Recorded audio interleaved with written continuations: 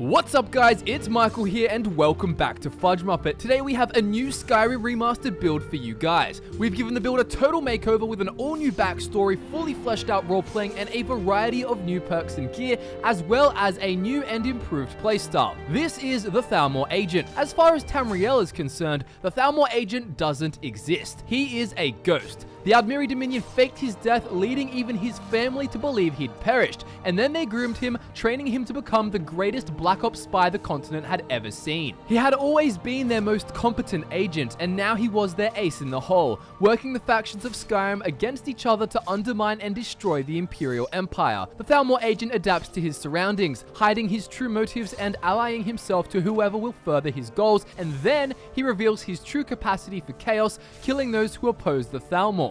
The agent utilizes a variety of bound weapons in conjunction with powerful destruction magic to devastate his adversaries, and when he isn't drawing in the attention of his victims, he sleuths around, dishing out monstrously high sneak attack damage on unsuspecting fools. Before we jump into it, don't forget to check out the timestamps in the description to help you find your way to each section of the video. You can also vote by thumbing up our comments below. Your choices for the next week are the Acolyte and the Argonian Slave. But with that said, let's get started with the Thalmor Agent's race, standing stone, and stats. The Thalmor Agent is a high elf of the Somerset Isles. This means he can use his highborn ability to regenerate magicka faster for 60 seconds once per day. He also has a passive increase of 50 points to magicka. Thanks to his superior Aldmeri blood, he will also receive +5 to conjuration, destruction, and enchanting, which will all come in handy for the agent's final skill set. Early on, the Lava Stone will give you the best results when leveling your skills, but after that's done, you can probably guess what stone to use. As usual, this stone is just so much better than all of the alternatives, and it actually makes sense even though this build has conjuration because he's not summoning any Atronachs, he's just summoning his bound weapons. So for that reason, go with the Atronach stone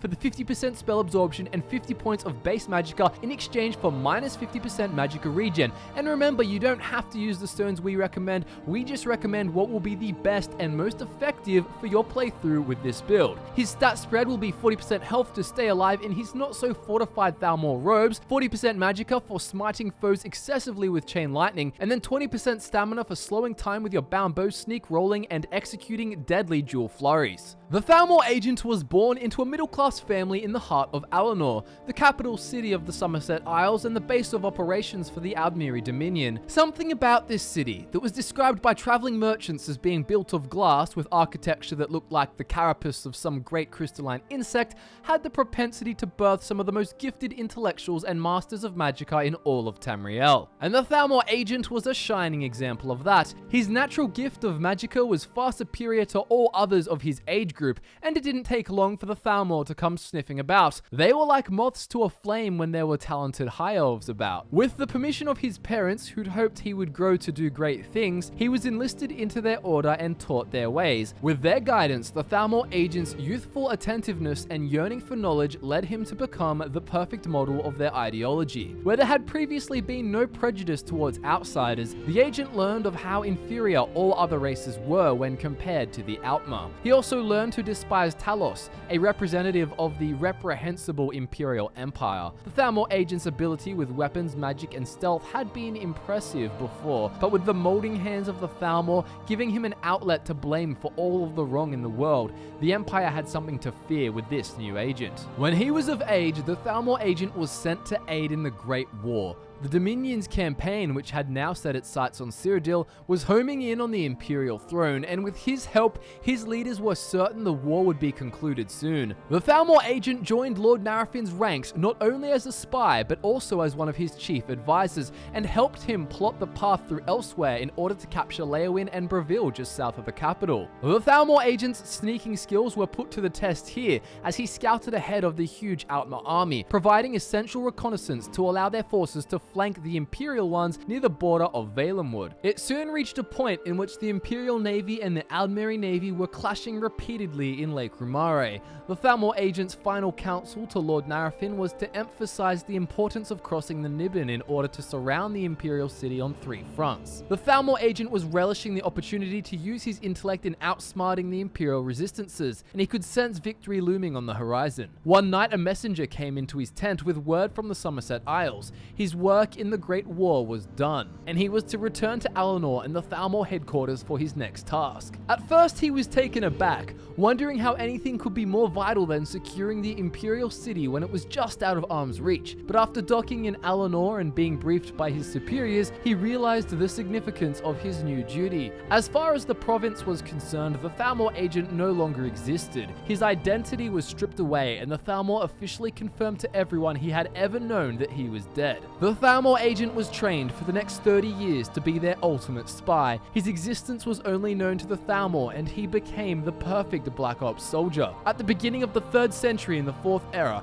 he finished training and he was told of his new objectives. His primary goal was to sabotage what remained of the Empire in Skyrim by aligning with the new rebels known as the Stormcloaks. There had also been rumors of the return of the dragons, and the Thalmor agent was their only member skilled enough to be put to the task. Sending anyone else on this quest would be sending them to their death. With no name, no family, and no friends, the Thalmor agent stripped off his uniform and dressed like a common outlaw. Once inconspicuous, he booked passage on a merchant ship to Anvil to make his way northeast to Skyrim. He wasn't certain how strong the remnants of the Imperial Legion were in Skyrim, but he knew the situation in Cyrodiil was dire. He saw it himself. The Dominion had ravaged their once mighty empire, and while that thought would usually fill the Thalmor agent with a deep sense of satisfaction, the past 30 years had conditioned such foolish indicators of bias out of him. In some deep place in his mind, he smiled, but on the outside his face was stoic, a blank slate with no affiliation to any faction or group.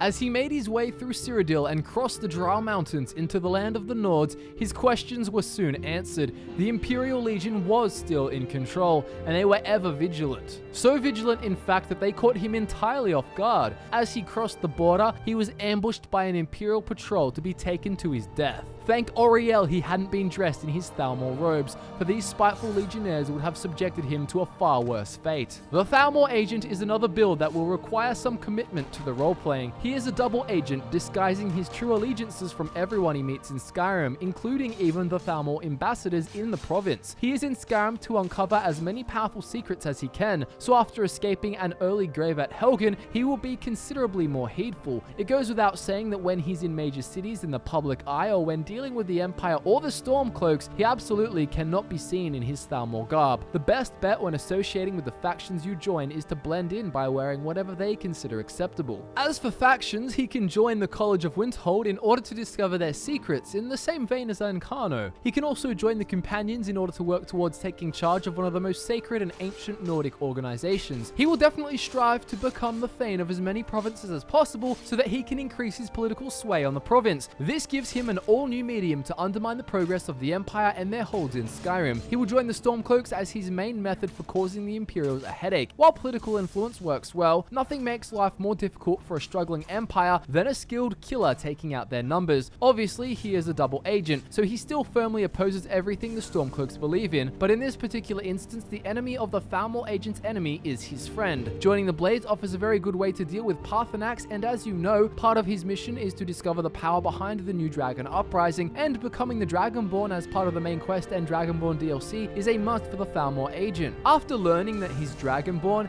he will realize how useful that can be for the Thalmor cause. The Dark Brotherhood and the Thieves Guild are two organizations which fit hand in hand with the Thalmor agent's skill set, and once again, causing a ruckus in Skyrim is his overall goal. For that reason, I can't emphasize strongly enough how beneficial it will be to track down the Dark Brotherhood. The final quest in that questline involves killing the Emperor, so there is no task more befitting the Thalmor agent, and there is no doubt that word of these actions will make it back to the Somerset Isles and the Thalmor agent's ecstatic superiors. The Thieves Guild, however, isn't really a priority, but you can do it if you want to. Lastly, the Dawnguard questline is definitely not off the table. As a staunch worshipper of the Aedra, the Thalmor agent has every reason to despise the vampire curse, so siding with the Dawnguard makes total sense here. So with the backstory, roleplaying, and factions out of the way, let's take a look at how that'll affect the Thalmor agent's skills, perks, spells, and overall playstyle. The main skills for this build are one-handed archery, destruction, conjuration, and enchanting, and sneak. But before we get into the specific perks, the spells you should try to get your hands on are Bound Sword, Bound Bow, and even Bound Dagger from Conjuration, and then Chain Lightning as the primary destruction spell. You can change it up with fire spells here and there depending on the circumstances, but for the most part, Chain Lightning will do the trick. With that said, here are the Thalmor Agent's essential perks. The Thalmor Agent surrendered a life of normalcy among family and friends at a very young age, commencing his intense training. Doubtless this resulted in him becoming one of the Dominion's most valuable assets in combat scenarios. From the one-handed skill tree, take the second branch up to Savage Strike, and then the far right branch of Dual Flurry and Dual Savagery. Savage Strike is always a great pick for the decapitation chance and the 25% bonus to standing power attack damage. Dual Flurry and Dual Savagery make it viable to use double daggers in situations where you rather not draw tons of attention with sparks of lightning, and also when you just want to get up close and personal. Dagger kills can be used from sneak mode, and obviously the Dual Flurries can be used in pure combat. With Dual Flurry, these attacks will be 35% faster, and with Savagery, these power attacks will do 50% more damage. In a similar vein to one-handed, the Thalmor were very meticulous in training the Thalmor Agent. It was essential that, should he need to pick off a target inconspicuously from a distance, he was prepared. From the archery skill tree, we suggest taking the left-hand side up to and including Bullseye, and then taking Steady Hand along the way. Eagle Eye and Steady Hand are extremely important for accuracy, as they totally change the archery mechanics. With Eagle Eye, pressing block while the bow is drawn will zoom your view, and with Steady Hand, zooming will slow time by 50%. These perks are a sharpshooter's best friend. The Thalmor Agent was gifted in the arcane arts from the moment he first tried his hand at novice level spells. Since then, he has figured out how to become the ultimate weapon by combining conjuration and destruction magic to take down every foe in sight. From the destruction skill tree, you should take the third branch up to Disintegrate, as this and Augmented Shock will make Chain Lightning far more viable in combat. Then take the fourth branch up to Adept Destruction so you can actually use the spell well. Magicka Efficiency is always handy. As for Conjuration, take the fourth branch up to and including Oblivion Binding. This line of perks focuses purely on the type of conjuration that we're actually using, and that's all with bound weapons. With Mystic Binding, they'll do more damage. With Soul Stealer, they'll cast Soul Trap on enemies, and with Oblivion Binding, these bound weapons will banish summoned creatures and turn undead ones. While the Thalmor's main attire will be the appropriate Thalmor robes, they obviously aren't the most formidable clothing set in the game. On top of this, you'll often be switching up your wardrobe to maintain your facade to the factions you align with. As a result, the Thalmor Agent saw the value in learning to magically enhance his apparel. From the enchanting skill tree, go for the second branch up to Extra Effect. Lastly, we have the Thalmor Agent's most important skill, the skill which forced him to give up his life and his identity and to commit his existence to, and that skill is Sneak. The Aldmeri Dominion took their best agent and trained him for a further 30 years in isolation, turning him into the ultimate spy. So when you start off in Skyrim, you'll have to suspend disbelief a little, as his skill level clearly won't do justice to his exceptional stealth, but hey, maybe he's a bit shaken up by the fact that he literally had his head on a chopping block. From the Sneak skill tree, take everything, of course, as you'll be using a bound dagger, a bound bow, and a bound sword. The right hand branch is great value. With backstab, one-handed sneak attacks will do 6 times damage. With deadly aim, bow sneak attacks will do 3 times as much damage. And with Assassin's Blade, your dagger sneak attacks will do a magnificently massive 15 times as much damage. Your victims won't know what hit them. With all of these skills, spells, and perks, this is how you should implement them in the field. You can use stealth to close the gap on your enemies before using your dagger for powerful sneak attacks,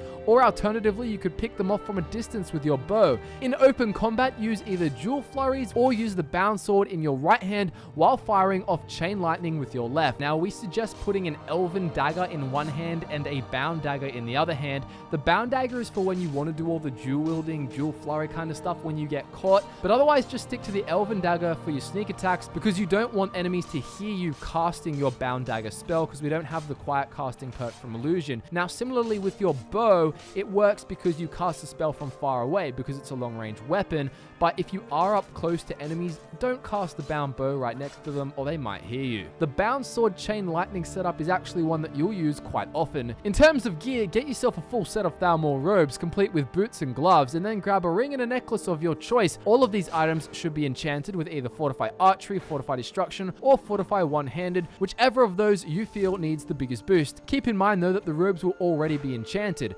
Conjuration reduction isn't massively important, as you'll only need to conjure your weapons once per battle for the most part. The other thing you'll need to do is pick up an elven dagger. Subscribe to FudgeMuppet for more builds and give the video a like if you enjoyed the Thalmor Agent. Have your your say as to which build we remaster next by heading down to the comments and casting your votes. But before you do that, check out the description where you can find links to our social media accounts and also timestamps to help you navigate throughout the video if you need it. Thank you guys so much for watching. My name is Michael, and I look forward to nerding out with you again in the next one.